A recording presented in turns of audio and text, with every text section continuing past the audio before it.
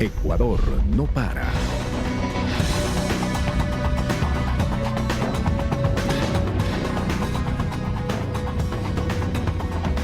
¿Qué tal, amigas, amigos? Como siempre, bienvenidos. Soy Marco Antonio Bravo. Le doy la más cordial bienvenida a un nuevo programa de Ecuador no para. El país ha vivido en la última década una transformación histórica en el sector de la salud, gracias a la inversión de más de 16.000 millones de dólares en la red pública de salud, lo que permite hoy en día garantizar el acceso de toda la ciudadanía a este derecho universal. Para conocer las acciones del gobierno, vamos a conversar en los siguientes minutos con la ministra Verónica Espinosa. Vamos a hablar además del reconocimiento que las Naciones Unidas le hizo al Ecuador por su red pública de salud y la propuesta que está siendo debatida en este momento en la Asamblea para la creación del nuevo Código de Salud. Para iniciar el programa les presentamos el perfil de nuestra invitada, la ministra Verónica Espinosa. Adelante. Verónica Espinosa Serrano, actual ministra de Salud de Ecuador, estudió medicina en la Universidad Internacional del Ecuador, donde obtuvo una beca por méritos académicos. Realizó el internado rotativo en el Hospital Carlos Andrade Marín del Instituto Ecuatoriano de Seguridad Social. Fue estudiante dentro del programa Erasmus Mundus en la Universidad La Pitié-Salpêtrière en París, Francia. Tiene una maestría en salud pública en la Universidad San Francisco de Quito y un diplomado en salud y derechos sexuales y reproductivos en la Universidad y Salud de Argentina. En su vida profesional se desempeñó como directora del Subcentro de Salud de Puembo, coordinadora encargada del área de salud número 14 Yaruquí, directora médica en laboratorios LIFE, asesora en el Ministerio de Salud Pública, subsecretaria nacional de Gobernanza de la Salud Pública y viceministra de Gobernanza y Vigilancia de la Salud. Desde enero de 2017 se desempeña como ministra de Salud del Ecuador. Dentro de sus funciones en el sector, fue delegada como representante del Ministerio de Salud Pública en el Consejo Directivo de Solca, presidenta del Consejo Nacional de Fijación y Revisión de Precios de Medicamentos de Uso y Consumo Humano y delegada del Ministerio de Salud Pública ante el directorio del Instituto Ecuatoriano de Propiedad Intelectual.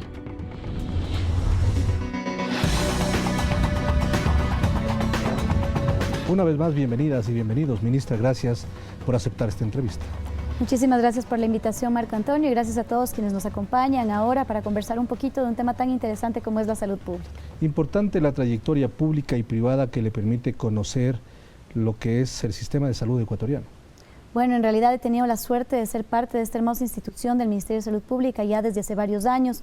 Me ha dado la oportunidad de conocerlo desde diferentes perspectivas, desde lo asistencial, habiendo sido médico operativa en un subcentro de salud, en la realidad comunitaria, hasta obviamente planta central desde diferentes espacios, la Subsecretaría de Gobernanza, en algún momento inclusive el Viceministerio. Y bueno, le tengo un cariño y un aprecio enorme a la institución y sobre todo el alcance que uno puede tener, entendiendo que la salud en el marco de nuestra Constitución como un derecho es algo que tiene que ser revisado e institucionalizado desde el Estado. ¿Cuáles son los principales retos que usted tiene como ministra de Salud? Bueno, definitivamente el Ministerio de Salud Pública tiene una serie de mandatos constitucionales muy importantes. Carga sobre los hombros esa materialización del derecho a la salud, que es fundamental para el más importante de todos los derechos, que es el derecho a la vida. Es una institución muy grande, somos alrededor de 85.000 personas que formamos parte del Ministerio, 2.600 unidades de salud, más de 3.000 millones de dólares de presupuesto, pero sobre todo lo más delicado, ¿no? Tener en nuestras manos la vida de los ecuatorianos y ecuatorianas, y la salud, el desarrollo de los pueblos se basa en un pueblo saludable. Hablamos al principio de cuál ha sido la década en el sentido de apoyo al sector de la salud y la inversión de más de 16.000 millones de dólares. Vamos a presentar un pequeño reportaje y luego entramos ya en materia respecto a lo que se ha hecho en salud y los desafíos que tiene la ministra y el gobierno para los próximos años. Adelante. En salud, Ecuador vive otros tiempos, dicen los ciudadanos que acuden al Hospital Docente de Calderón al norte de Quito. Es el primero construido en la capital luego de 30 años. Aquí trabajan 994 personas. En terapia intensiva, un médico le lee a un niño recién operado para darle ánimos. Elvia Cano, pobladora de Calderón, afirma que desde que ingresa a que le tomen los signos vitales, recibe una atención de calidad. De agradecimiento a Dios y al gobierno que supo darse cuenta que es una parroquia que hubo una explosión demográfica increíble de un momento a otro y necesitábamos un hospital. Elizabeth Echeverría volvió a confiar en el sector público. Hace casi 2 años le dijeron que tenía cáncer en una clínica privada. En el hospital de Calderón, luego de hacerle exámenes, le diagnosticaron que su tumor era benigno y le operaron. Todo fue gratuito. Era la primera vez que me intervenía yo quirúrgicamente y todo el personal de cirugía se presentó, me decían: yo soy el médico anestesista, voy a estar con usted hasta que despierte. Había un poco de personal de enfermería y de primera, la atención de primera. Yo muy agradecida porque después que desperté, el posoperatorio me monitorearon todo el tiempo, o sea, como que usted está en una clínica privada. Y eso fue todo, y por eso es que yo sí estoy muy agradecida con la atención de aquí, muy agradecida. ¿Y cuánto le hubiera costado esta operación en el sector privado? En el sector privado ya me dieron un presupuesto de mínimo era $6.000, que francamente no se tiene. Yo no hubiera tenido que hacer algún préstamo para poder hacerme la cirugía. Sí, yo sí pienso que es una década ganada y de cambios. Es completamente diferente. Salud, educación, atención pública. Es diferente, es un cambio de actitud.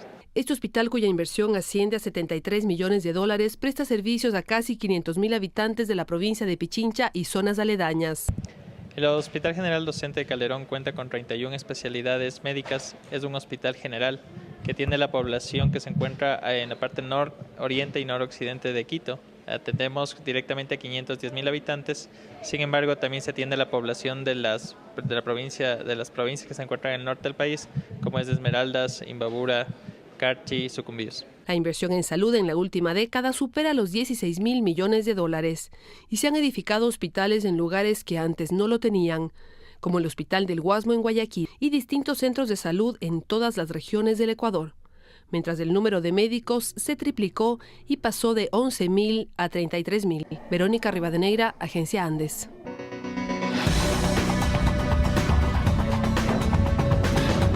Es una muestra, ministra, de lo que se ha hecho. Estamos hablando de una inversión de aproximadamente $16.000 millones. Estamos hablando de 17 hospitales nuevos, 28 repotenciados, 4 en construcción y 9 en repotenciación, además de cerca de 80 subcentros de salud tipo A, B y C y 27 que están en ejecución. ¿Cómo se mira ahora al sector de la salud, al sistema de salud público en el Ecuador? Bueno, yo creo que no podemos hablar de nuestro sistema de salud sin marcar ese antes y el después. Bien se dice que donde está la plata está la voluntad, y eso es así. No se puede hablar de que la salud sea un compromiso, que sea una prioridad en un país si no se le asignan los recursos suficientes. El sistema de salud, la atención de salud requiere de recursos continuos, requiere de infraestructura, requiere de profesionales, de talento humano, y eso tiene importantes costos. Por lo tanto, el ver que tuvimos sostenidamente durante estos 10 años y progresivamente incrementos en la asignación de recursos a salud es la muestra más fehaciente de que la salud ha sido una prioridad para el gobierno. Nosotros pasamos 3 décadas sin inaugurar una sola obra de salud nueva en el Ecuador. Sin embargo, en estos 10 años se han inaugurado, como usted menciona, más de 80 centros de salud, 58 hospitales entre nuevos y repotenciados, y no estamos hablando de obras menores, estamos hablando de mega hospitales de 200, 400 camas con infraestructura de punta, salas de neonatología, resonadores magnéticos, tomógrafos. Cuando nosotros siempre hacemos una reflexión cuando éramos estudiantes o cuando tuvimos que ver nuestros hospitales públicos, siempre el hospital público era el peor, el menos abastecido, el que tenía más brechas de talento humano. Las carencias eran tan vívidas, tan fuertes, que de alguna manera asustaban tanto a los profesionales como a los pacientes. Solo quienes no tenían opción tenían que caer en un servicio público. Hemos transformado esa idea para que lo público sea lo mejor. Como usted ve, hoy nuestros servicios públicos no solamente que se comparan al sector privado, sino que en muchos casos los exceden, y en muchas provincias el servicio público se ha convertido en el más alto estándar y en el más alto nivel de prestación de servicios. Esto no es una casualidad y demuestra una voluntad no solamente en términos de la mejora de la cantidad, sino también en qué es lo que hemos podido lograr como resultados sanitarios. Ahora es importante hablar de infraestructura, como lo hemos hecho, pero también es clave hablar de la confianza que tiene la ciudadanía en el sector de la salud, lo que ha significado el incremento de las atenciones de 16 millones en el 2006 a 43 millones en los últimos años. ¿Cuánto se ha recuperado la confianza en el sistema de salud de parte de la ciudadanía? Bueno, eso yo creo que es la muestra más clara de las grandes brechas y necesidades que tenía el Ecuador en materia de salud. teníamos 16 millones de atenciones y no es porque no se necesitaban más o que la gente ahora se enferma más, todo lo contrario. Habían tantas barreras y tantas necesidades insatisfechas que el momento que llegó la gratuidad, que mejoraron los servicios, todas estas necesidades fueron captadas por el sistema público. 43 millones de atenciones muestran las enormes necesidades represadas que teníamos. Las personas que antes no tenían opción o que buscaban cualquier otra opción que no sea el servicio público, empezaron a llegar a un sistema que abrió las puertas. Cuatriplicamos el número de profesionales de la salud para poder brindar este tipo de atenciones. Y no son atenciones simplemente de baja complejidad. Estamos hablando de trasplante renal, manejo del cáncer, cirugías cardíacas, prestaciones que en otra época jamás hubiésemos imaginado que sea el sector público las que les esté brindando. Ahora hablemos también de los estándares internacionales, que significa para una transformación adecuada de la salud, tasa de camas, tasa de médicos, tasa de enfermeras. ¿Cómo estamos en comparación a lo que teníamos antes de los 10 años y en relación a América Latina? Bueno, nosotros, como le menciono, hemos vinculado un importantísimo número de profesionales de la salud. Pasamos de 11.000 profesionales a casi 45.000 profesionales actualmente. Esto nos permite acercarnos cada vez más a los estándares. Además, hemos fomentado la especialización de nuestros médicos, un proyecto de inversión de $200 millones aproximadamente para especialidades médicas. Nos ha permitido acercarnos a los estándares internacionales, tanto en número de camas como en número de profesionales de la salud, sin con esto querer decir que lo hemos hecho todo, que todo está perfecto, pero los avances que se han conseguido son sin duda históricos y son sin duda reconocidos internacionalmente. Hemos superado ya los estándares de la OMS, por ejemplo, que determina que debe haber 2 camas por cada 100.000 habitantes, por cada 1.000 habitantes. En este caso estamos hablando de 1.5 por 1.000 habitantes. Sí, estamos ya bordeando, me parece, el 1.8 por cada 1.000 habitantes. Sin embargo, depende de la región, ¿no? Todavía tenemos ciertas inequidades en algunos lugares. Hay más concentración de servicios en las zonas urbanas y número de camas hospitalarias que en las zonas rurales. Sin embargo, esto es algo, no se puede recuperar un sistema de salud que estuvo abandonado 4 décadas en una sola, pero los pasos que hemos dado para conseguirlo, yo insisto, a veces nos acostumbramos a ver tantos cambios y tanta transformación, pero cuando le miramos al Ecuador desde fuera nos damos cuenta de qué tan grande ha sido este cambio y cuánto hemos mejorado. Por supuesto que tenemos todavía desafíos pendientes, incluso con la gran inversión en la infraestructura sanitaria. Hacia el futuro nos falta invertir todavía en recambio, nos falta incrementar el número de camas, pero yo creo que hay que volver a pensar en la salud no solamente como los hospitales. Yo creo que la no apuesta, solo la infraestructura. Así es, la apuesta que le a hemos veces dado, nos quedamos allí. Que le hemos hecho al sistema de salud es recuperar la prevención, recuperar la lógica de la promoción de la salud. No queremos un país en el que haya más hospitales porque hay cada día más enfermos. Queremos un país donde los ecuatorianos y ecuatorianas no nos enfermemos, donde ojalá no tengamos la aparición de enfermedades prevenibles como muchos tipos de cáncer, como la diabetes, como la obesidad, que están directamente relacionados con determinantes como el acceso a agua potable, la buena alimentación, el acceso al ejercicio, las buenas prácticas y los buenos hábitos, la corresponsabilidad que tenemos los ciudadanos sobre nuestra propia salud.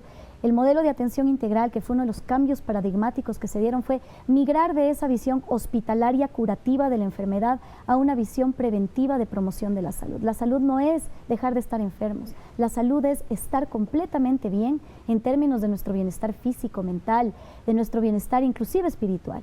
Y esa es la apuesta que nosotros hemos dado, fomentando la atención del primer nivel, fomentando la atención comunitaria. Estamos por fortalecer aún mucho más de esta apuesta con el lanzamiento de nuestra estrategia del médico del barrio.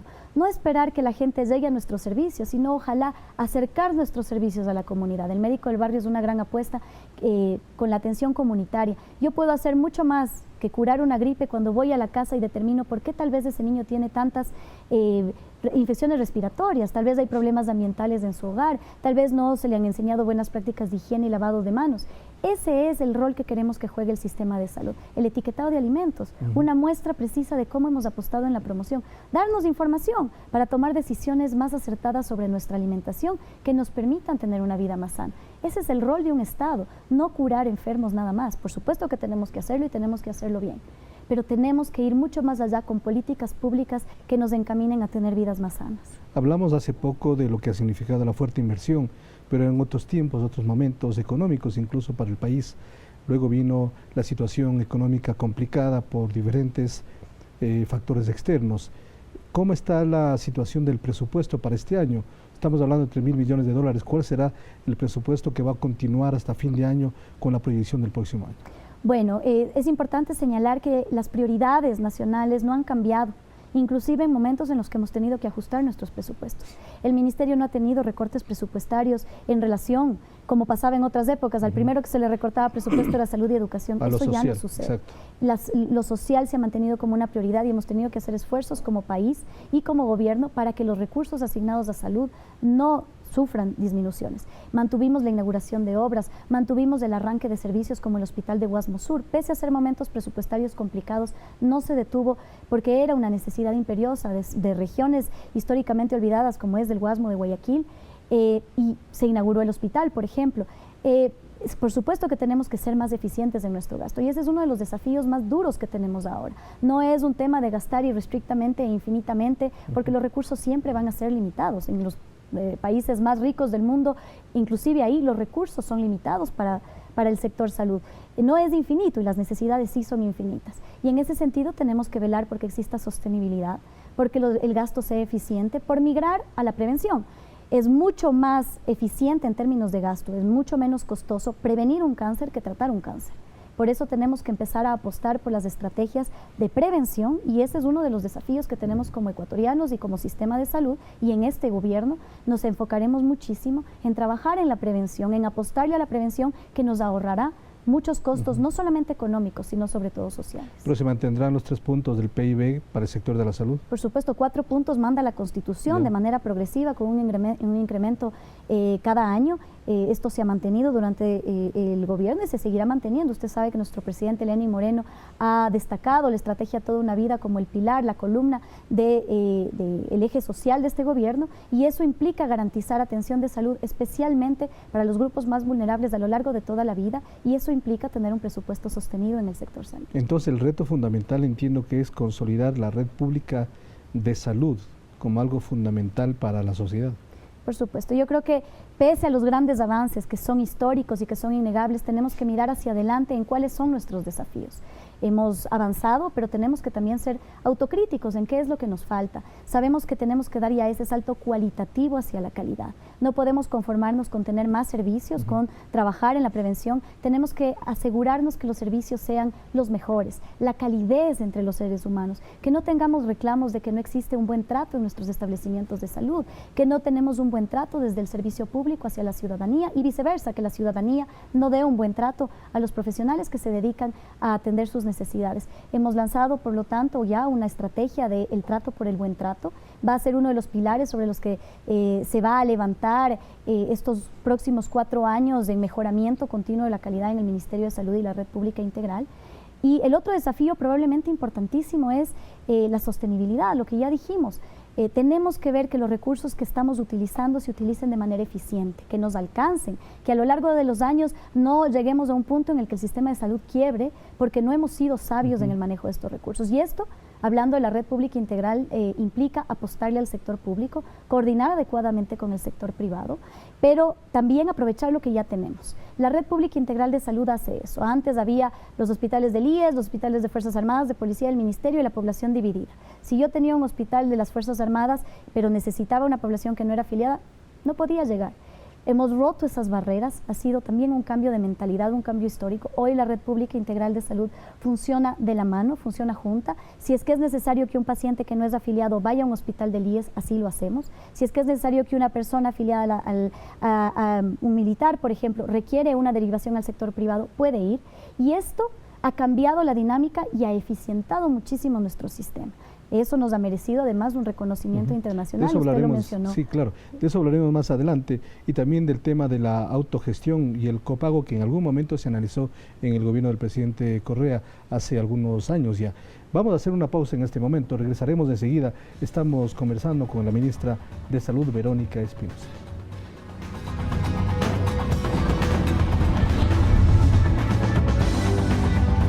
Ya volvemos.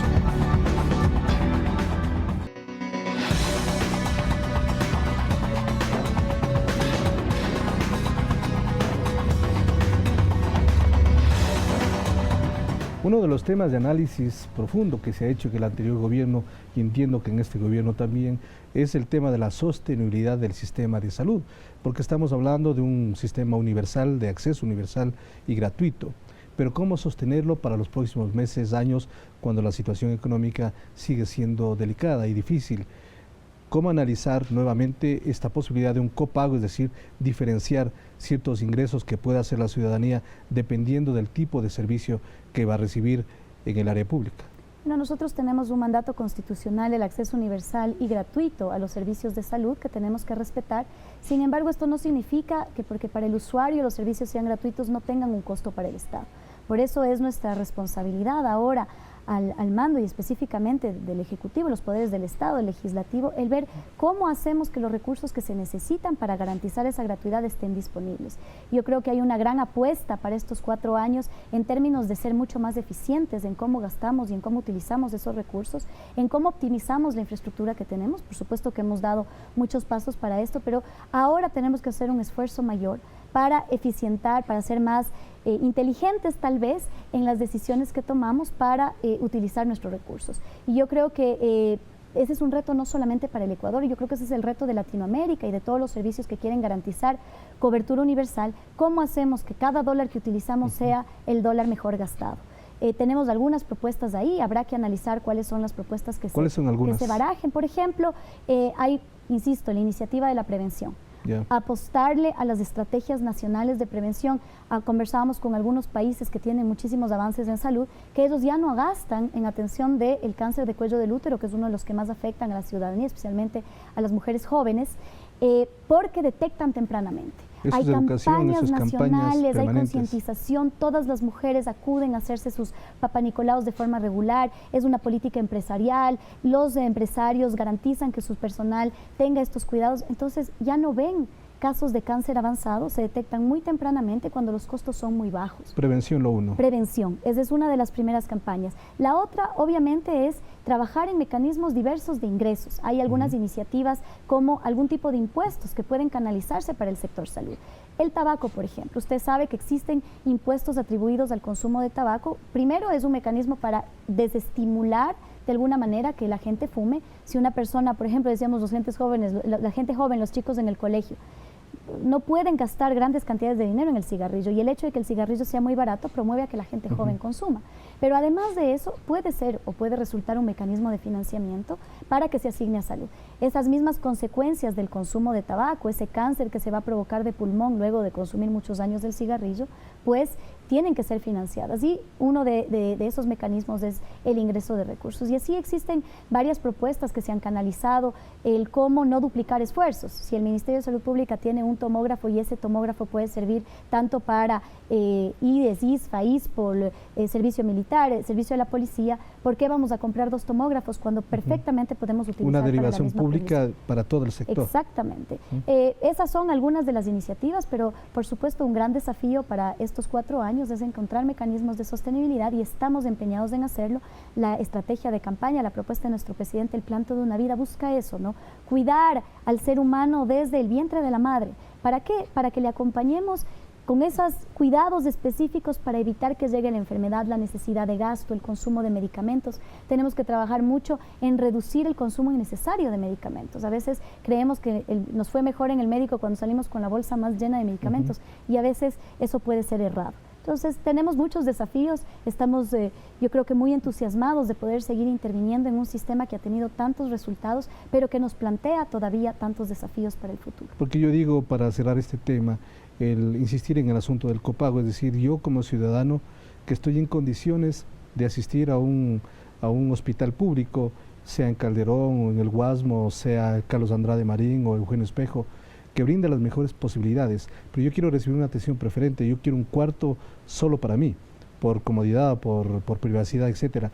Esa es una posibilidad también de diferenciar el tipo de servicio y pagar algún tributo. Mire, existen muchas estrategias, ninguna es mala ni ninguna es perfecta.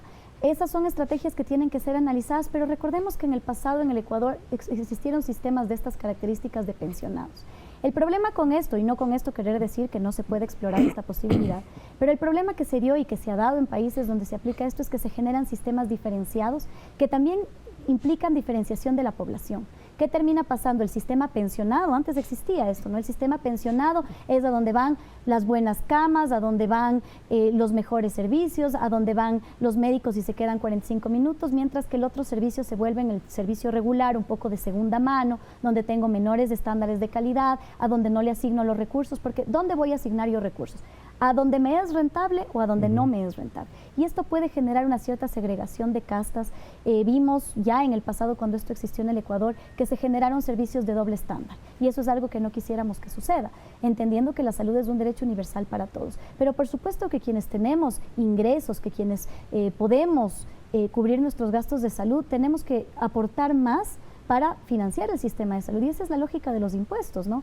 Quienes más recursos ingresan, quienes más recursos ganan, pues son quienes más impuestos pagan, y al final del día los servicios de salud se financian a través de impuestos. Entonces, sí existe una lógica progresiva de que quienes tienen más y aporten más para cubrir a quienes menos tienen. En el mes de junio, Ecuador recibió un reconocimiento de las Naciones Unidas por su red pública de salud. Presentamos a continuación un reportaje sobre este acontecimiento y luego dialogaremos con la ministra. Adelante. The winner is the Ministerio de Salud Pública of Ecuador. El 23 de junio, Ecuador ganó el más importante premio en innovación otorgado por la Organización Mundial de las Naciones Unidas. Se trata del primer lugar en la categoría Innovación y Excelencia en la provisión de servicios de salud. Este prestigioso reconocimiento fue entregado en La Haya, Países Bajos, a la ministra de Salud Pública, Verónica Espinosa, por la iniciativa Trabajo en Redes Integradas de Salud, que se refiere a la creación de la Red Pública Integral de Salud. Esta red, que está siendo implementada en nuestro país, permite eliminar barreras de acceso a la salud, gracias a un sistema integrado de todos los prestadores de salud pública, como son el IES, ISPOL, ISFA y Ministerio de Salud, de manera que los ciudadanos puedan acudir a cualquiera de ellos sin importar su afiliación. Por ejemplo, si un hospital que pertenece a la red de la Policía Nacional está más cerca de una persona que no es afiliada a esta entidad de salud, puede ingresar y va a ser atendido sin ninguna restricción o costo, ya que posteriormente se realizará el respectivo cruce de cuentas entre instituciones. En caso de que una persona requiera un servicio de salud no prestado por alguna de estas instituciones, se activa la referencia a la red complementaria para que este paciente sea trasladado de inmediato a la entidad privada. Gracias a esta gran iniciativa, se garantiza un sistema que brinda acceso a la salud gratuita al servicio de todos. En Países Bajos, frente a más de 500 participantes de alto nivel de las Naciones Unidas, ministros, altos funcionarios de gobierno, alcaldes, entre otros actores, Ecuador ha demostrado que es un referente para el mundo en salud pública.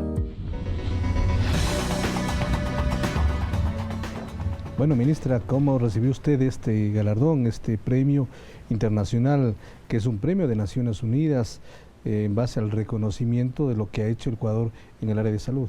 Pues con enorme satisfacción. Yo creo que este premio es el fruto de un trabajo gigantesco, no solamente del Ministerio de Salud Pública, esto es del esfuerzo de más de 120.000 trabajadores de la salud que forman la Red Pública Integral de Salud, que hicieron esto posible. Yo recuerdo cuando iniciábamos el proyecto del convenio marco para la transferencia irrestricta de pacientes entre los diferentes subsistemas, muchas personas dijeron que iba a ser imposible, que era algo que no se podía lograr. Entonces, realmente es llena de satisfacción, de orgullo como ecuatoriana, ver que nuestro sistema de salud hoy es una referencia para el mundo, que se lograron derribar barreras paradigmáticas que pensamos que nunca iban a poder derribarse. Eso demuestra que los ecuatorianos somos capaces de cosas grandes, no solamente a nivel nacional, sino a nivel internacional. Este no es un reconocimiento menor. Las Naciones Unidas tiene procesos muy minuciosos, metodologías muy estrictas para determinar que se otorgue este premio. Habían más de 400 iniciativas participantes de todas partes del mundo, no solamente de nuestra región, y que el Ecuador sea galardonado con el primer premio, pues tiene que llenarnos de orgullo y hacernos saber que nuestro sistema de salud está avanzando por el buen camino. Queremos seguir trabajando en esto, fortaleciéndolo. Yo creo que cuando uno tiene buenas bases para construir, los logros que pueden alcanzarse en este periodo van a ser mucho más grandes aún. ¿Cómo se representa esta categoría de innovación y excelencia en la provisión de servicios de salud en la práctica, en la vida diaria, en el sistema ecuatoriano? Yo creo que ahí las historias dicen muchísimo más que lo teórico, ¿no? Nosotros tenemos historias de vida de personas cuyas vidas o las de sus hijos, de sus seres queridos han podido ser salvadas gracias a esta iniciativa. Hay algunas historias que hemos puesto en redes sociales, por ejemplo, de personas que accedieron a tratamientos en el exterior, que no era posible mantenerlos en el Ecuador y que la única forma de tenerlos era a través de la derivación del sector público a inclusive la red internacional. Pero un paciente que requirió una cirugía en el Ministerio de Salud Pública, pero que se le cerraban las puertas porque era afiliado, cuando el cirujano especialista estaba en el Hospital Eugenio Espejo, el haber roto esas barreras, el quitarnos todas estas ideas de que uno pertenece a un sistema o al otro, han permitido salvar vidas, y creo que ese es el tema de excelencia más grande que uno puede demostrar. Una vida salvada creo que es la mejor forma de demostrar que esto está funcionando. ¿Cómo se logró romper justamente eso? Porque antes cada uno tenía su autonomía, sus decisiones, su presupuesto y su tipo de servicio, es decir, ISPOL, ISFA, IES y el sistema público. Yo creo que la Constitución marcó un gran cambio. La Constitución determina la existencia de la Red Pública Integral de Salud, y luego hubo, por supuesto, un gran compromiso de quienes formamos el Sistema Nacional de Salud, del IES, del ISFA, del ISPOL, inclusive de la red privada complementaria, para quitar esas barreras. Si no hubiera existido ese compromiso de todos los actores, creo que esto hubiese sido realmente imposible. Y yo creo que sobre todo fue el entender que juntos éramos mucho más fuertes, que la única forma de funcionar como un sistema de salud es funcionar articuladamente. Yo digo, es como comparar con el sistema digestivo. El esófago sin el estómago no funciona. De la misma manera en un sistema de salud. Si es que un actor no funciona conectado con el otro, no es un sistema y no puede cumplir con su fin. El fomentar el primer nivel de atención para que luego vaya a la red hospitalaria, yo creo que nos ha dado grandes fortalezas. Eso no quiere decir que no tengamos retos. Todavía tenemos algunos establecimientos en donde llega y le dicen, no, si usted es afiliado, váyase al hospital del IES. No, si es que usted no es afiliado, no pueden atenderle aquí. Hay que seguir rompiendo esa cultura organizacional de ponernos barreras entre instituciones. Por supuesto, esto implica capacitación, implica vigilancia continua, implica una voluntad política sostenida que gracias a Dios tenemos en este gobierno. Bueno, vamos a mirar qué opina la ciudadanía respecto a la red pública de salud y cómo funciona. ¿Cuál es su punto de vista, su criterio? Adelante. Para la presente edición de Ecuador no para, consultamos a los ciudadanos lo que opinan sobre la red pública de salud y si conocen su funcionamiento. Veamos sus criterios a continuación. Primera vez que vengo aquí en la Eugenio Espejo, ha sido una magnífica atención, muy buena, el personal muy atento para uno. Yo le veo que está muy bien la atención. Hasta el momento muy buena, y especialmente no es la primera vez que ingresa mi esposo. Ya aquí le han hecho algunas cirugías y estoy contenta porque, les soy honesta, el gobierno anterior hizo muchas obras y de eso yo estoy agradecida. Se ha mejorado bastantísimo, parece que el trato es más humano para las personas y está buena la atención. Los profesionales aquí son muy buenos, excelentes, tienen calidad humana. Incluso hice algunas denuncias en el Ministerio de Salud, pero parece que el Ministerio de Salud ahí queda. Si les dicen algo y uno regresa nuevamente con más furia, nos tratan más mal. Que él estuvo interno, el problema fue, me trató mal la trabajadora social por la receta, que en vez de darme una receta original, me dio escrito en un papel el nombre de la pastilla. Entonces yo voy a la farmacia, en la farmacia no me quieren comprar. Para hacer un trámite aquí, para solicitar la medicación, tampoco me servía. Sí, te ayudan, te dan medicamentos, te hospitalizan rápido si es una emergencia. Pero ¿cuál es el trámite de como medicina pública? Los pasos no lo sé, pero sé que las personas que no tenemos dinero sí somos beneficiadas. Tengo entendido de que tiene que ir primero a los subcentros, después a otro subcentro y después trasladarla acá, y me parece algo tan mal, porque los pacientes, si necesitamos una urgencia, tenemos que ir a donde nos acudan pronto, si no, de lo contrario estamos de lado a lado y no tenemos la atención adecuada. No claramente, pero sé que hay un convenio entre todas las casas de salud y dan atención dependiendo de la prioridad que a uno le dan.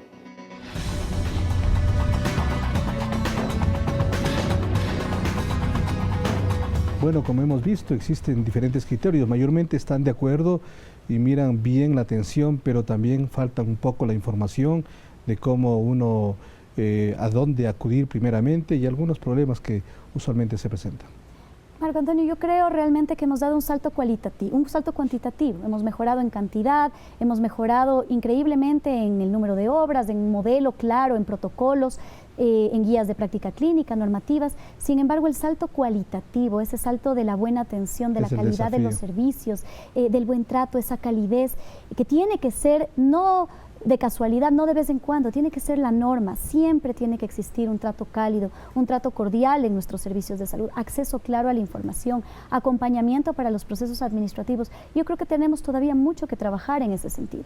Cambiar la cultura organizacional del maltrato, que desde el guardia de seguridad que nos recibe en la entrada, quien nos provee de alimentos, quien hace la limpieza, el médico, la enfermera, todos tengamos esta dinámica de servicio al usuario. La persona que llega a un servicio de salud llega en su peor estado de ánimo, llega preocupado, asustado, con dolor, no llega en condiciones de necesariamente ser el más empático de los seres. Y el servicio de salud tiene que saber manejar y procesar el hecho de que está lidiando con una persona que llega en su peor condición y tiene que poder atender esa necesidad. Creo que no necesariamente hemos dotado a nuestro personal de herramientas para el manejo de situaciones de crisis, para comunicar malas noticias. Hemos hecho iniciativas, tenemos hoy por hoy implementada una iniciativa de los chalecos rojos, que es personal dedicado exclusivamente a servicio al usuario, decirle, mire, este es el trámite, ¿dónde le acompaño? Usted tiene una queja, hablemos con el gerente, pero no es suficiente. Yo creo que tenemos que trabajar mucho más en la calidad de los servicios hasta asegurarnos que todos nuestros ciudadanos, del momento que les preguntemos, tengan una percepción, o si no todos, porque siempre habrá algún tema, digamos, que se escapa del control del servicio de salud, pero que la gran mayoría de nuestros ciudadanos sientan que cuando van a un servicio público están recibiendo la atención más cálida y de mayor calidad. Hemos lanzado ya la campaña El Trato por el Buen Trato. Invitamos a nuestra ciudadanía que se une a esta campaña. Tiene grandes pilares sobre los cuales se asienta, entre ellos la vigilancia del buen trato. Vamos a tener nuestros pacientes fantasma que estén visitando las unidades de salud, identificando problemas. Vamos a fortalecer las instancias de acompañamiento como los chalecos rojos. Vamos a dar capacitaciones importantes, talleres de herramientas para que los profesionales sepan cómo tratar al usuario, cómo manejar una situación complicada. Vamos también a decentar nuestra infraestructura. Si uno llega y encuentra un establecimiento de salud pintado, limpio, sin las ventanas rotas, con el aire acondicionado funcionando, probablemente la persona se va a sentir mucho mejor acogida por el sistema y también los profesionales se van a sentir mucho más cómodos y van a transmitir más calidez. Creemos que esto es un compromiso, por supuesto, del Ministerio de Salud Pública, pero también de nuestros ciudadanos, de devolver ese buen trato, de vigilar que ese buen trato exista y de nuestros trabajadores. Yo creo que la gran mayoría de nuestros profesionales, de nuestros trabajadores, brindan ese buen trato. Uno se hace médico, enfermera, obstetra para atender, para servir al prójimo. Tenemos una vocación de servicio. Lo que tenemos que hacer es que esta se vuelva la generalidad, que no haya uno o dos casos que nos hagan quedar mal a todos, sino que nuestra política siempre sea la de la calidez. Vamos a trabajar fuertemente, hemos lanzado ya esta campaña, esperamos que no sea una campaña coyuntural, un mes de buen trato y luego volvemos a lo mismo, que se convierta en la política de talento humano del Ministerio de Salud Pública para que todas las personas que ingresen en el Ministerio, por ejemplo, los contratos para nuestros servicios de seguridad, incorporen estas temáticas como requisito sine qua non. Uno de los mecanismos o de las evaluaciones previo al pago es que el servicio de seguridad haya brindado esta atención cálida al usuario, que sepan orientar al usuario hacia dónde tiene que requerir información. Y creo que, insisto, este es el reto y el desafío que tenemos a futuro más fuerte. Nosotros no descansaremos hasta que cada ciudadano que llegue a nuestros servicios haya recibido esa atención cálida, esa atención de calidad que todos esperamos cuando acudimos a un servicio y cuando llevamos a nuestros familiares a un servicio. Antes de ir a la última pausa, un tema que sí es importante, que la gente, algunos desconocen cómo funciona el sistema, pero dicen, por ejemplo, yo soy afiliado al IES, pero a una cuadra de mi casa hay un subcentro de salud o un hospital del ministerio, acudo allá, no me reciben porque soy afiliado al IES, voy al IES, tampoco me reciben, sino después de algunos días. Entonces es un tema también que tiene que aclararse y tiene que vincularse con la necesidad urgente que tiene un paciente de ser atendido. Así es, yo creo que también tenemos que trabajar mucho, es otro de los temas pendientes, en transmitir a nuestra ciudadanía cómo funciona nuestro sistema de salud. Yo recuerdo claramente, nos contaban la experiencia de Canadá en la que le preguntaban a un niño cómo funciona el sistema y el niño tenía muy claro, yo pido la cita en tal sitio, me atienden y luego me mandan si es que es necesario al hospital, si no me resuelven en el primer nivel, pero nosotros todavía no hemos logrado transmitir esa lógica de funcionamiento de nuestro sistema a nuestros ciudadanos. Estas barreras que usted dice, no puede negársele la atención a una persona en el Ministerio de Salud Pública porque sea afiliado, porque al final del día somos la misma red pública integral de salud. Por supuesto que por detrás existe un acuerdo administrativo en el que los costos, etcétera, son cubiertos, existe un cruce de cuentas, pero eso es un tema administrativo institucional que no le corresponde al ciudadano. Al ciudadano hay que atenderle. Hay que atender su necesidad. El 30% de las atenciones que nosotros tenemos en primer nivel de atención a través de nuestro contact center son a personas afiliadas hoy por hoy. Pero por supuesto que todavía existen personas que por ser afiliadas se les niega la atención y es algo que no puede pasar. Estamos trabajando para monitorear, invitamos siempre a la ciudadanía a que coloquen las denuncias para poder actuar porque ha sido, digamos, ya una política de tantos años, no, usted es afiliado, no venga, y es un discurso que se quedó, digamos, pegado en las instituciones y ahora tenemos que despegarlo, desterrar esta idea de que la red pública tiene paredes entre ella y que usted es afiliado, yo no soy afiliada y entonces tenemos dos mundos distintos y el sistema de salud, yo tengo que ir a buscar en dónde atenderme. El sistema tiene que estar ahí para las necesidades de la ciudadanía y los acuerdos institucionales administrativos son responsabilidad de las autoridades y no de los ciudadanos. Muy bien, vamos a hacer la última pausa. Estamos con la ministra de Salud. Hablaremos del Código Integral de Salud, del diálogo nacional y de otros elementos que son importantes en el contexto del tema que estamos tratando hoy. Enseguida regresamos con ustedes.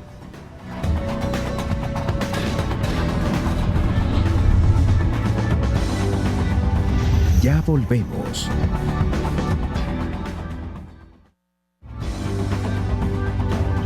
Continuamos.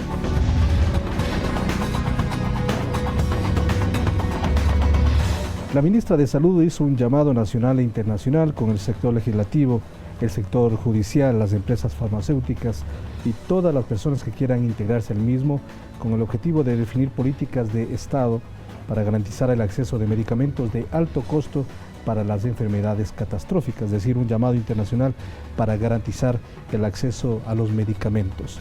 ¿Por qué hizo este llamado? Ya hablábamos antes de que uno de los más grandes desafíos es la sostenibilidad, los recursos, y algo que está poniendo en tensión a los sistemas de salud en términos de recursos financieros son los medicamentos de alto costo. No nos imaginábamos antes tener medicamentos que cuesten $500,000. Hoy por hoy existen tratamientos y medicamentos que pueden llegar a costar $500,000 para un paciente, $300,000, $400,000 para un tratamiento para un paciente. Algunos de estos tratamientos son necesarios, son eficaces, son seguros y tenemos que pensar cómo vamos a garantizar el financiamiento para esto. Otros no. También existen novedades farmacológicas que no han demostrado su seguridad, que no han demostrado su calidad y su eficacia, pero sin embargo ofertan cierta supuesta esperanza o iniciativa en alguna enfermedad, pero tienen unos costos que se vuelven privativos para los países. Imagínese temas como sucedió en algún momento en la historia de la humanidad, cuando llegó el tratamiento para el VIH, pero luego resultó que el tratamiento era tan caro que la mayoría de personas que padecían de VIH no podían tenerlo. Entonces, estas son preguntas que tenemos que plantearnos como humanidad. ¿Qué eco ha tenido? El diálogo. Entonces, lo que hemos nosotros generado es un espacio de diálogo, porque esto no es un problema solo del Ministerio de Salud Pública, esto es un problema del Ecuador en su conjunto. ¿Cómo vamos a enfrentar esta problemática? ¿Qué políticas vamos a implementar? ¿Cuáles van a ser las fuentes de financiamiento? Aquí tenemos que involucrar al sector productivo, a la industria. ¿Cómo podemos aminorar los costos con las compras conjuntas, con las compras regionales, con la producción nacional de estos medicamentos? ¿Qué podemos hacer para evaluar mejor las tecnologías que ingresan, para que no existan estos medicamentos de fantasía, perdonando la expresión, pero que venden una cierta esperanza que en realidad la evidencia científica no la demuestra? ¿Qué vamos a hacer en relación a los costos crecientes cada vez más de medicamentos monopólicos que tienen un solo proveedor? ¿Cuáles van a ser nuestras políticas en términos de la propiedad intelectual cuando ponen en riesgo la vida de las personas? Entonces, esto es un tema de muchísimo interés para la ciudadanía y creo que es responsabilidad del Ministerio convocar a todos los actores del sector legislativo, el sector de la producción, la industria farmacéutica, para encontrar acuerdos. Recientemente la Organización Panamericana de la Salud, todos los ministros de la región de las Américas emitieron una resolución sobre el acceso a medicamentos de alto costo, señalando su preocupación y señalando que tienen que tomarse acciones para atender esta problemática y el Ecuador no se puede quedar detrás. Porque si no me equivoco, casi el 10% del presupuesto del Ministerio va a este tipo de medicamentos. Así es, el presupuesto en medicamentos 318 millones. Es $318 millones. Hemos tenido un crecimiento entre 2016 y 2017 del 14%, eso es 7 veces la inflación. Tenemos cada vez que asignar más recursos para la compra de medicamentos y no necesariamente porque estemos atendiendo más pacientes o porque no estemos entregando los medicamentos, sino porque cada vez los medicamentos son más costosos.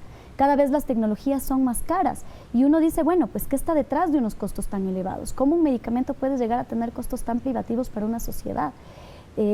Gianni Tonioni decía que el medicamento no tiene derecho a existir sino como un sueño del derecho a la salud, como una herramienta. No estamos hablando de un bien común, estamos hablando de un bien social y por lo tanto tenemos que buscar mecanismos que no se conviertan en un mercado y en una mercadería que se ponga por encima del derecho a la salud. Nuestra Constitución lo dice y lo dice muy bonito.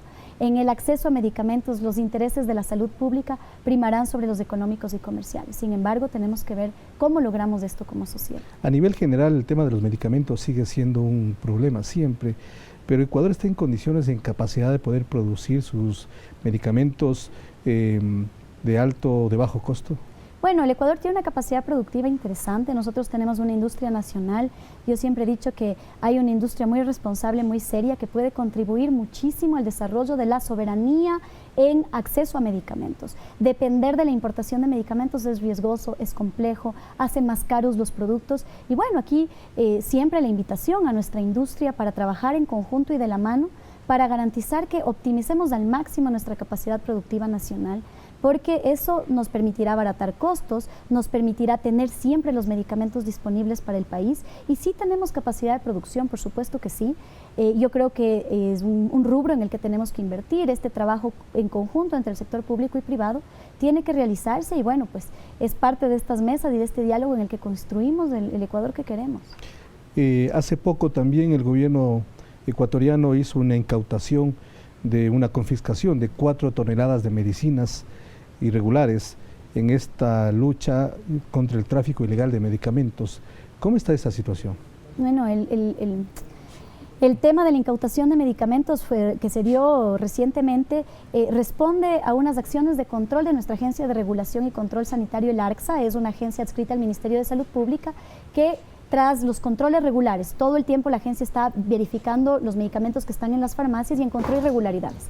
Encontró que había medicamentos que tenían registros sanitarios que no existían, lotes duplicados y tras una investigación muy minuciosa se identificó que hay un supuesto de que existe toda una red de falsificación de medicamentos, de reetiquetado y esto nos ha llamado muchísimo la atención. Inmediatamente actuaron de manera articulada la Policía Nacional, la Fiscalía y se han tomado ya acciones, incautaciones, se han iniciado procesos judiciales y se seguirá investigando porque definitivamente esto es algo que es no una puede red, quedar en puede impunidad. ser internacional. Pues aparentemente esto debe involucrar a importadores que están trayendo medicamentos de otros países caducados y no podrá bajo ningún concepto quedarse en la impunidad y sin que nosotros tomemos acciones.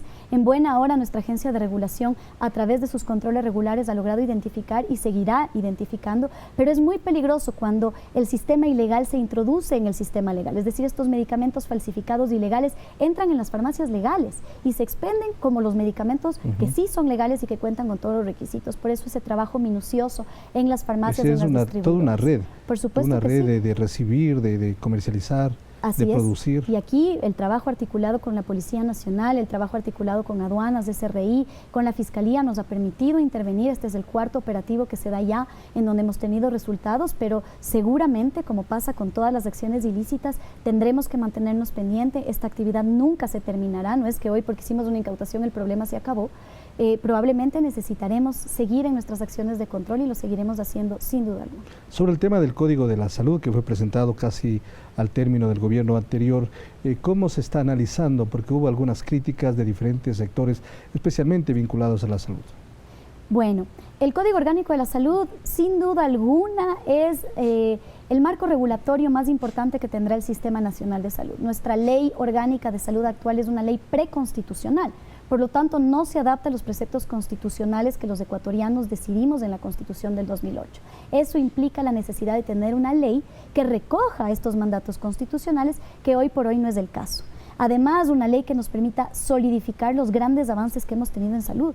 Muchos de estos grandes avances necesitan ser elevados a categoría de ley para que sea imposible retroceder en ellos. ¿Como cuáles, por ejemplo? Por ejemplo, nuestra norma del etiquetado de alimentos, del semáforo que ustedes conocen y que hay gran aceptación de la ciudadanía. Incluso a nivel internacional. A nivel internacional, Chile ya lo está utilizando y utilizando el caso del Ecuador también como un ejemplo.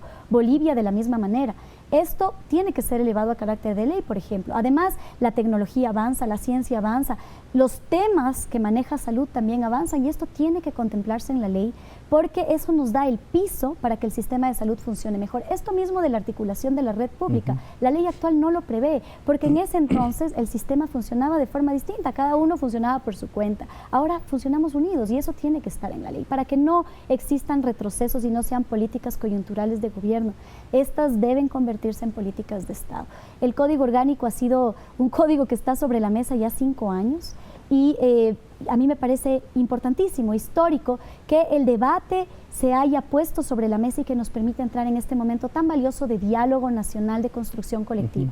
El Código Orgánico no puede decir lo que el Ministerio cree o lo que la Federación Médica cree o lo que un grupo de pacientes cree. Tiene que decir lo que todos en conjunto, de manera colectiva, de manera articulada, definamos qué es lo mejor para nuestro sistema. Entonces, su reto en el contexto del diálogo es sacar adelante el código. Por supuesto, y tenemos grandes avances y a mí me parece importante mencionar el histórico. ¿Cuáles? Tenemos una mesa montada con la Federación Médica Ecuatoriana, estamos ya en nuestra 6ª o 7ª sesión, nos reunimos todos los jueves para trabajar artículo por artículo y ver la visión de un grupo tan importante, una parte del gremio de médicos representado en la Federación Médica. Pero tampoco la imposición. Por supuesto que no, ese de sentarse en la mesa a revisar artículo por artículo definitivamente no permite imposición ni del un lado ni del otro. Hace que exista una convergencia de las posiciones y las posturas para construir un articulado que recoja la posición de ambas partes. Y esa es la única forma de construir un código que luego pueda aplicarse. La Asamblea Nacional ha tenido una gran apertura para este diálogo, para que nosotros, como los principales interesados del sector salud, el Ministerio, las clínicas particulares, el IES, el ISFA, los médicos, las enfermeras del sector industrial, el sector de alimentos, nos sentemos a conversar para llegar a consensos. Es muy importante lo que ha dicho la propia Federación. No tenemos disensos, porque estamos dialogando y cuando uno dialoga no tiene disensos. Los disensos pueden aparecer cuando el diálogo se termine y lleguemos al punto en el que no estamos de acuerdo en algo. Pero hoy por hoy hemos visto que en la gran mayoría de temas hay una absoluta coincidencia. Aparte de la Federación Médica, ¿qué otros sectores, por ejemplo, los laboratorios farmacéuticos, que son claves en todo esto? Hemos tenido un diálogo continuo con la industria. A través del MIPRO se realizó un trabajo muy minucioso con el sector de la producción, en el que hemos recogido cientos de observaciones que han aportado a construir una mejor redacción. Muchas veces no es el tema, el concepto que está detrás del artículo, es cómo está redactado el artículo, y creo que ese aporte de escuchar, de participar, este diálogo abierto que hemos tenido, nos ha permitido construir un articulado que recoge las visiones de todos. ¿Con los médicos, con las enfermeras? Bueno, hemos hablado con la Federación de Enfermeras, con la Confederación de Profesionales de la Salud, con la Red de Profesionales de la Salud, la Federación de Médicos, la industria farmacéutica. Hemos tenido reuniones con la industria de alimentos, químicos, farmacéuticos, con diferentes sectores del Ministerio de Ambiente, representantes del Ejecutivo, representantes del Legislativo. Creo que ha sido un gran diálogo y un amplio diálogo, pero sobre todo con nuestros principales actores, la ciudadanía en general, nuestros comités locales de salud, nuestros pacientes, quienes forman parte de nuestra red administrativa. Hemos tratado de recoger la visión de cada uno de los actores que forman el sector salud para recogerlo el sector privado. Ahora vamos a tener un nuevo espacio que permita solidificar esto. Este día viernes, el 3 de agosto, tendremos un gran diálogo nacional a propósito del código, al que están invitados todos, en el que plantearemos algunas mesas de discusión sobre las temáticas que aborda el código con toda la ciudadanía. ¿En dónde será el diálogo? Este diálogo será aquí en la ciudad de Quito. Hemos invitado a actores de la academia, de la industria, a las federaciones de profesionales de la salud. La idea es sentarnos sobre la mesa y seguir en esta construcción. No podemos esperar tener un código que salga de la nada o que salga de una sola visión. Nos tenemos que sentar a construirlo juntos. Esperamos que con este llamado, este nuevo llamado, a pesar de las muchas mesas que hemos tenido, los muchos espacios, podamos solidificar aún más esta construcción colectiva de un tema que nos interesa a todos. Yo creo que no hay un solo ciudadano ni un solo sector en el Ecuador al que no le interese la salud, al que no le interese el derecho a la salud, el derecho a la vida, y que no quiera contribuir a que el Código Orgánico de la Salud sea el mejor código posible y que nos ayude a avanzar en el derecho a la salud, no a retroceder o no simplemente a mantenernos, sino a seguir dando esos pasos. Este tema de la calidad, luchas históricas del sector salud, la carrera sanitaria, es una lucha histórica de nuestros profesionales que sigue sin estar contemplado en la ley y que es una legítima lucha de nuestro sector. Tiene que estar contemplado y esta es la riqueza de sentarse a construir colectivamente las propuestas, porque por supuesto nosotros somos muy respetuosos, esto está en el ámbito del legislativo, estamos actuando proactivamente porque somos los principales interesados y nos corresponde como autoridad sanitaria, pero lo hacemos con mucho respeto y con mucha articulación a la Asamblea Nacional para nosotros brindarles herramientas, brindarles consensos, llevarles acuerdos, llevarles propuestas proactivas que ellos puedan incorporar en esta propuesta de ley para que al momento que ellos debatan cuenten con todas las voces, con todos los aportes y ojalá se logre la aprobación de un código que responda a todo el sector, a todas las necesidades, con los mayores consensos posibles y que aporte, insisto, al derecho a la salud, a la mejor calidad de los servicios. Porque la parte técnica está siendo analizada, pero la parte política en la Asamblea todavía es un camino que se tiene que hacer. Bueno, en buena hora hemos trabajado muy de cerca con la Comisión Permanente del Derecho a la Salud, ellos han tenido mucha apertura.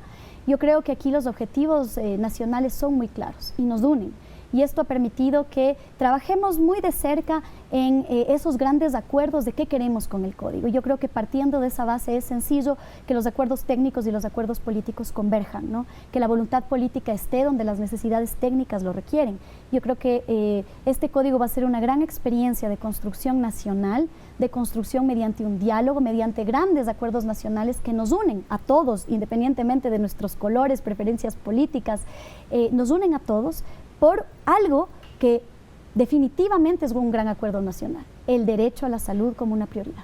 Según su perspectiva, ¿cuándo debería aprobarse? Bueno, yo creo que en base a los avances, a los grandes aportes, este gran diálogo que tenemos pendiente ya para la próxima semana, esperamos tener nuestros aportes entregados a la Asamblea en el mes de agosto y ojalá el código se esté discutiendo para este mismo año y aprobando para este mismo año. Esa es nuestra gran expectativa. Obviamente esto depende de los tiempos legislativos más que de la voluntad del Ministerio de Salud Pública y el sector salud, pero sí es muy importante para nosotros que este esfuerzo de diálogo, de construcción del sector, se vea reflejado en una ley que no quede archivada, que no quede olvidada, sino que precisamente entre a cumplir el rol de una ley, que es darnos el piso legal para seguir avanzando como sociedad. En este gran diálogo nacional del próximo 3 de agosto estará el presidente de la República. Bueno, hemos extendido la invitación, esperamos contar con nuestro querido presidente que tiene muchísima voluntad. Usted sabe que él lideró la misión Manuel Espejo, que trabaja muy de cerca en temas de salud con los grupos vulnerables. Yo creo que por esa misma voluntad y el corazón de él que está en lo social, él ojalá pueda acompañarnos en base a su agenda, pero la invitación está extendida y estará contando con la participación de varios ministros, de también importantes personalidades del ámbito legislativo, porque le hemos dado toda la importancia que este tema tiene. Ministra, muy gentil por acompañarnos en esta oportunidad. Muchísimas gracias, gracias por el espacio y bueno, qué importante es poder hablar de salud y qué importante es poder comentar estos temas que pueden resultar difíciles, pero creo que a todos nos interesa. Muy gentil, muchas gracias. Amigas, amigos, de esta manera concluye Ecuador no para. Este día nos acompañó Verónica Espinosa, ministra de Salud. Con ella analizamos la inversión y situación de la salud en el país, el reconocimiento de las Naciones Unidas a la Red Pública de Salud del Ecuador, el diálogo nacional en este importante sector y sobre el Código de Salud que está siendo al momento debatido en la Asamblea Nacional y en otros ámbitos. Les esperamos como siempre la próxima semana en un nuevo programa de Ecuador no para. Como siempre, gracias por su atención. Felicidades.